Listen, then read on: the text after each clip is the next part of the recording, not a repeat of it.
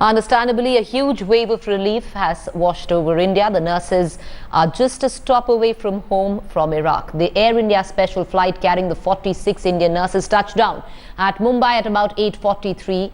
They are on their way now to Kochi from the Kurdish city of Erbil. Besides the nurses, the plane was also carrying 137 other Indian nationals, including 70 from Kirkuk in the northern parts of Iraq. It is expected to reach Kochi International Airport at noon. The nurses were moved out on Thursday against their wishes and detained in the militant-held city of Mosul, to 50 kilometers from Tikrit. They didn't any misbehaving, nothing. They provided for food, accommodation, and whatever we want, they provided. And then if you want to something, we talk to them. They will bring it from outside. There is no, because they are saying you are Indian nurses. We are not targeting yours. Only the other people, like armies, like that. Well, the first stop at about 8:45 a.m. today morning, the Air India plane arrived in Mumbai, where certain members from that contingent got off.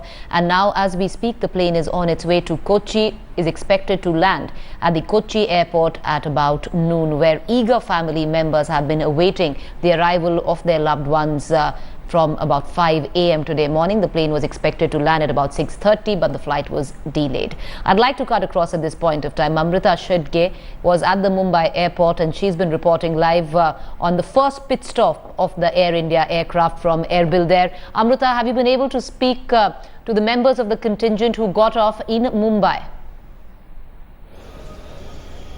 I'm standing outside the departure gate of International Airport in Mumbai, and at around 8:50, around 180 members, Indian nationally had come here, and now the information which we are getting that they have a connected flight from Mumbai to Kochi, and the flight just did a takeoff at 9:55, and after that the flight will land at 12:20 in Hyderabad and in 1:30 in Delhi. So all the members have gone to Hyderabad, and they from Hyderabad they will leave for Delhi, but the information which we are getting now that none of them will come here outside, because the next flight which they had was the connected flight for Hyderabad, and so they have left from Mumbai airport at around 10 this morning. Okay. And none of them will come here outside the departure gate of Mumbai, and this is a special flight made for them, and there are some MEA members also, officers also, so they will be going there with the passengers for Delhi. Back to you. Well, appreciate it, Amrita, for that quick update. As my colleague Amrita is pointing out, there were certain members